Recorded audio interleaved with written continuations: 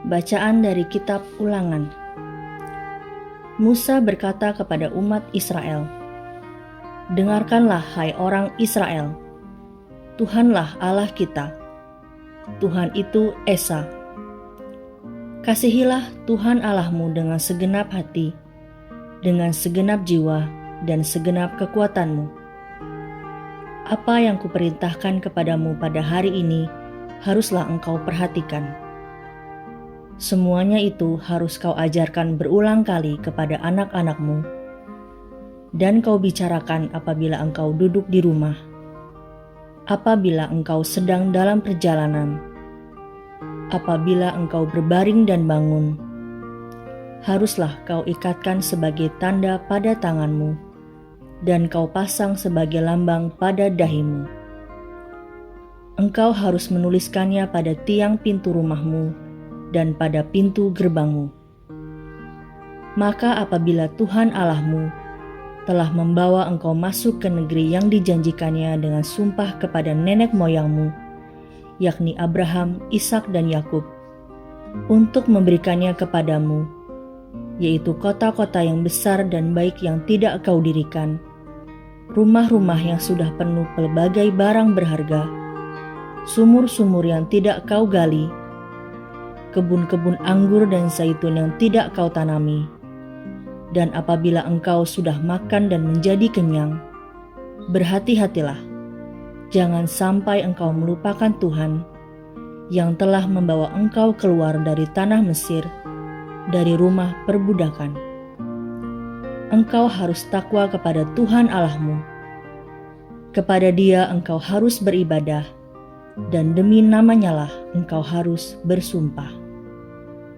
Demikianlah sabda Tuhan. Syukur kepada Allah. Inilah Injil Yesus Kristus menurut Matius. Sekali peristiwa, datanglah seorang mendapatkan Yesus dan menyembah, katanya, "Tuhan, kasihanilah anakku. Ia sakit ayan dan sangat menderita. Ia sering jatuh ke dalam api dan juga sering ke dalam air. Aku sudah membawanya kepada murid-murid-mu, tetapi mereka tidak dapat menyembuhkannya." Maka kata Yesus, "Hai kalian, angkatan yang tidak percaya dan yang sesat, berapa lama lagi aku harus tinggal di antara kalian? Berapa lama lagi aku harus sabar terhadap kalian? Bawalah anak itu kemari." Dengan keras, Yesus menegur roh jahat itu, lalu keluarlah ia daripadanya, dan anak itu pun sembuh seketika itu juga. Kemudian ketika mereka sendirian, para murid menghampiri Yesus dan bertanya, "Mengapa kami tidak dapat mengusir setan itu?" Yesus menjawab, "Karena kalian kurang percaya.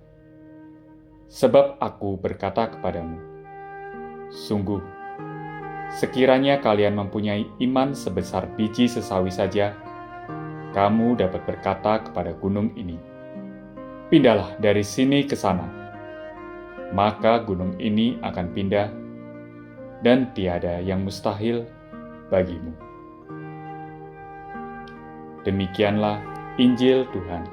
Terpujilah Kristus. Renungan hari ini diambil dari buku Ziarah Batin.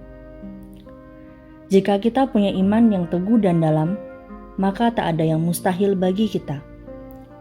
Para murid bertanya kepada Yesus, "Mengapa usaha mereka menyembuhkan orang sakit gagal?" Jawaban Yesus menohok inti persoalan, "Karena kamu kurang percaya."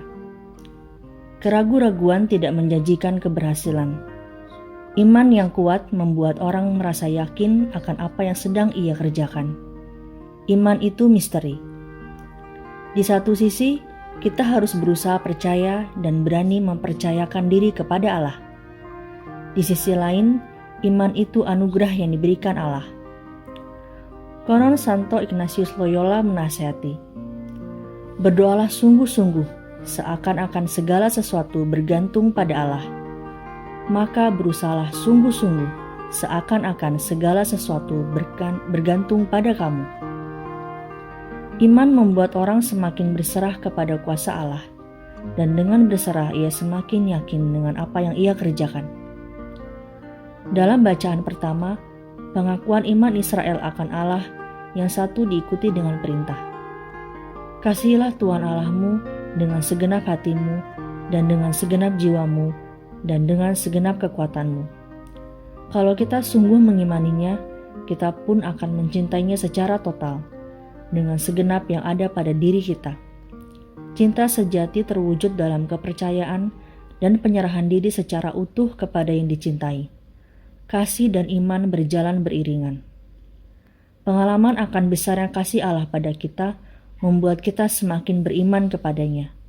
Dan dengan semakin beriman, semakin kita mampu mengasihinya secara total. Marilah berdoa. Terima kasih Bapa atas kasih-Mu yang besar kepada kami. Semoga kami semakin beriman kepadamu. Amin.